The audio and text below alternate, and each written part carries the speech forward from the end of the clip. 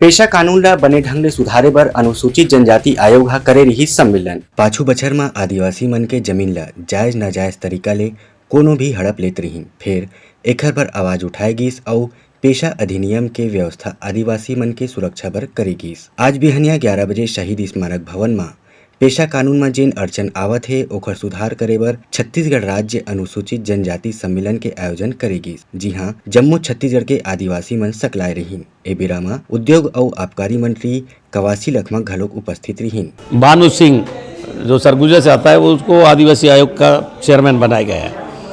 राजकुमारी देवान चेयरमैन का उपाध्यक्ष है और सदस्य लोग हैं। पहला बार उन लोग शपथ लेने के बाद ये आहूत किया है।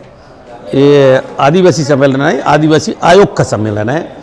आयोग में क्या दिशा होना चाहिए, कैसा नीति होना चाहिए और आयोग किस प्रकार काम करना चाहिए, उस बातों को सेमिनार रखा हुआ है। पेशा नियम, उस नियम के बारे में बता रहा है और आने वाला भूपेश बघेल का सरकार को मैं बधाई देता हूँ।